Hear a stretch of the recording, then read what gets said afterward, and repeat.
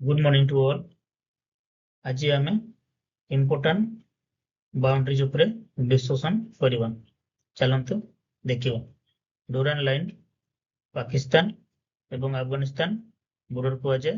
ସେମିତି McMahon ଲାଇନଟା India ଏବଂ China border କହିଥାଉ। ସେମିତି ରାଡକ୍ଲିଫ୍ ଲାଇନଟା ଇଣ୍ଡିଆ, ପାକିସ୍ତାନ ଏବଂ ବାଂଲାଦେଶ ବର୍ଡର କହିଥାଉ। ସେମିତି LOC line of control India ଏବଂ ପାକିସ୍ତାନର ବର୍ଡର ଏରିଆକୁ ଆର୍ମିଙ୍କ ଦ୍ୱାରା ନାମିତ କରାଯାଇଛି। ସେମିତି LAC line of actual control India ଏବଂ ଚାଇନା ଆର୍ମିଙ୍କ ଦ୍ୱାରା ନାମିତ କରାଯାଇଛି। ସେମିତି ୱାଲ୍ ଷ୍ଟ୍ରେଟ୍ଟା ଇଣ୍ଡିଆ ଏବଂ ଶ୍ରୀଲଙ୍କା ବର୍ଡର କୁହାଯାଏ। ମାଗିନଟ ଲାଇନଟା ଫ୍ରାନ୍ସ ଏବଂ ଜର୍ମାନୀ ବର୍ଡର କହିଥାଉ। ସେମିତି ଅର୍ଡରନେସ୍ ଲାଇନଟା ଜର୍ମାନୀ ଏବଂ ପୋଲାଣ୍ଡର ବର୍ଡର କୁହାଯାଏ। ସେମିତି ହିଣ୍ଡେନବର୍ଗ ଲାଇନଟା ପୋଲାଣ୍ଡ ଏବଂ ଜର୍ମାନୀର ବର୍ଡର କୁହାଯାଏ।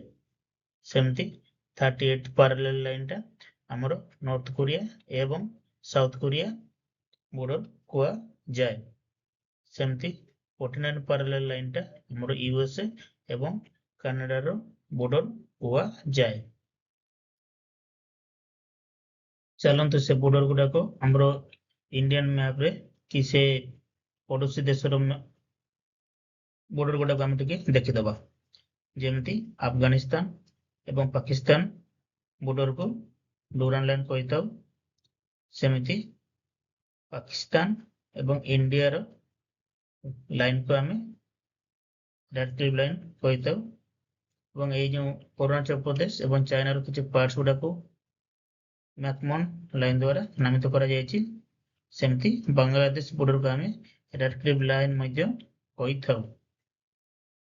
ସେମିତି ଆମର ଜଳସ୍ଥଳ ଅଞ୍ଚଳ ଚାଇନା ଏରିଆ ଇଣ୍ଡିଆ ଏବଂ ସେ ଯେଉଁ ଶ୍ରୀଲଙ୍କା ଏରିଆକୁ ୱାଲ୍ ଷ୍ଟ୍ରେଟ୍ ମଧ୍ୟ କହିଥାଉ।